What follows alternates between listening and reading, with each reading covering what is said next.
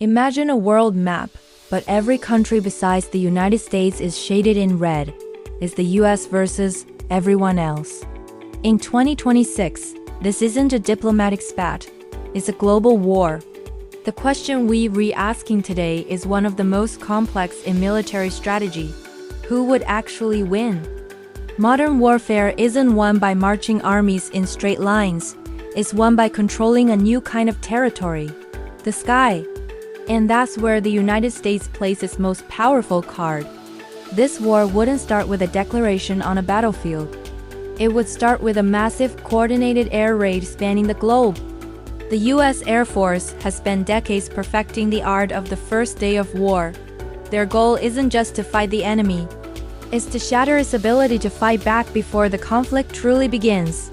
In 2026, the US brings serious heat, with over 13,000 aircraft ready to go.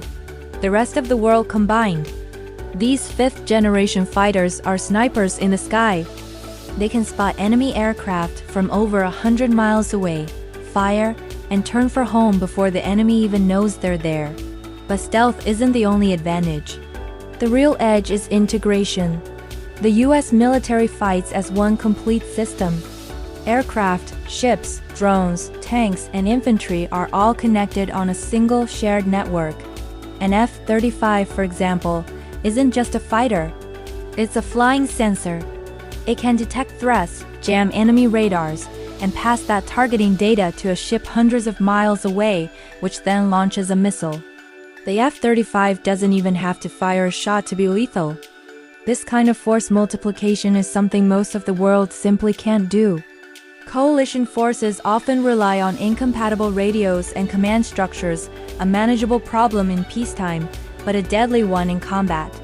The rest of the world's air power rests mainly on Russia and China. So, how does the first week look? The US will launch waves of B-2 Spirits and the new B-21 Raiders. American anti-radiation missiles take them out. The world fights back hard. The skies over Europe and the Pacific become a chaotic mess. American pilots are better trained, but they are outnumbered. For every enemy plane they shoot down, 2 more seem to take its place. The US might destroy 20 to 30% of the world's air forces, a devastating blow, but it comes at a cost, potentially losing 200 to 300 aircraft to those advanced S-400 systems. As the air war reaches a bloody stalemate over enemy heartlands, the fight shifts below the surface. The US Navy is a floating fortress. With 11 supercarriers like the Gerald R. Ford, Class 1 single carrier group has more air power than most countries' entire air forces. The rest of the world has maybe 10 to 12 carriers combined, and most are smaller, older, or use less effective launch systems. The world knows they can't win a fair fight on the open ocean. Instead, they focus on keeping the US Navy away from their coasts. They fill the waters near their shores with mines, submarines, and thousands of anti-ship missiles.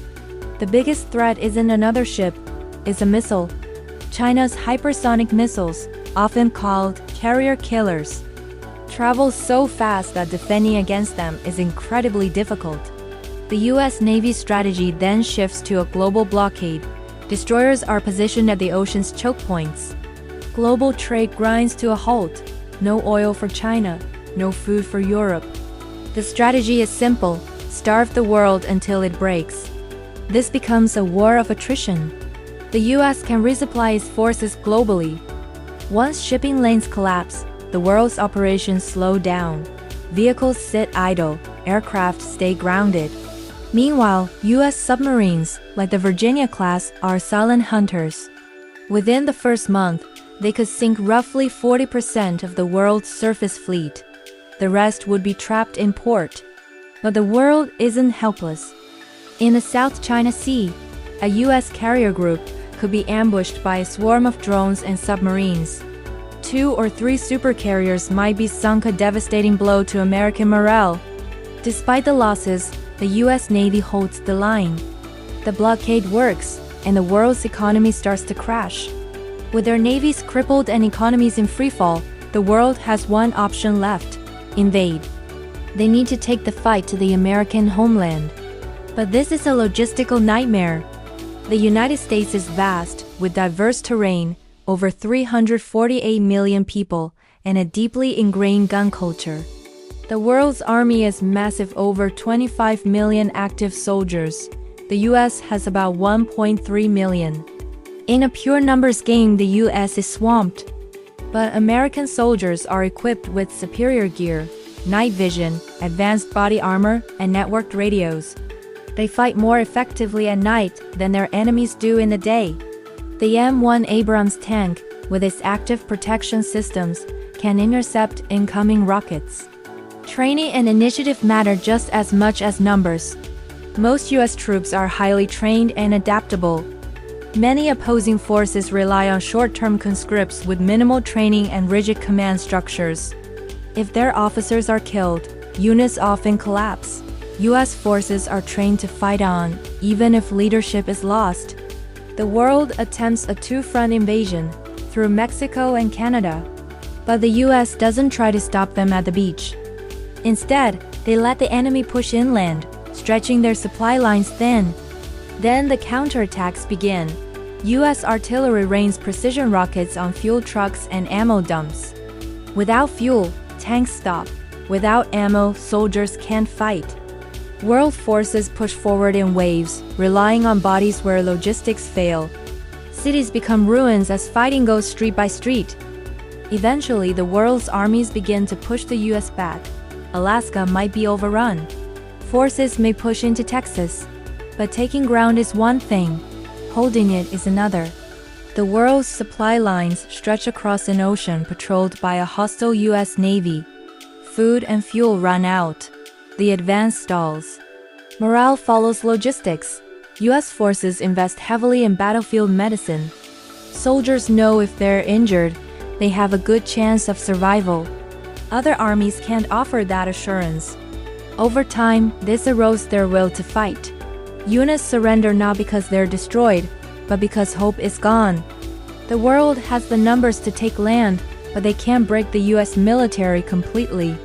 It becomes a brutal, bloody stalemate. And for the side that's losing, desperation sets in. If the US believes it's truly losing, if enemy armor is rolling toward Washington, D.C., the rules change.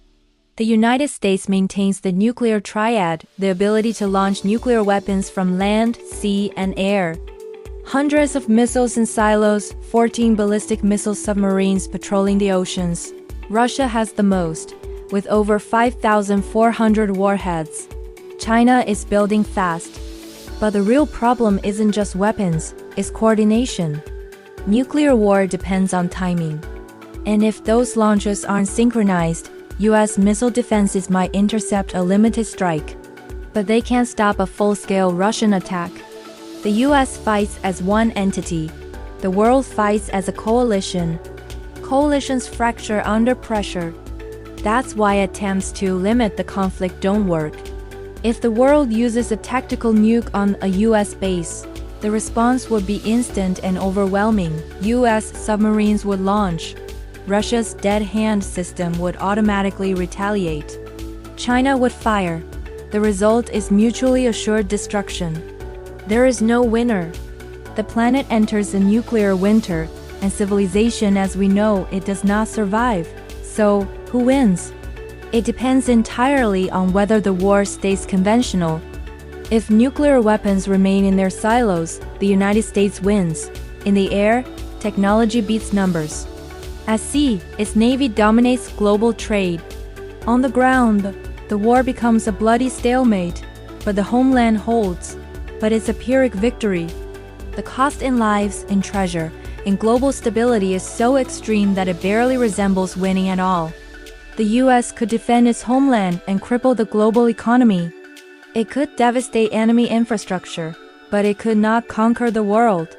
There simply aren't enough troops. In a global war, the United States survives, while the rest of the world breaks apart. But if the worst happens, and the nukes fly ... no one wins. If you want to understand the specific chilling details of how such a conflict would be fought, check out our video on the US military's actual contingency plans. Thanks for watching.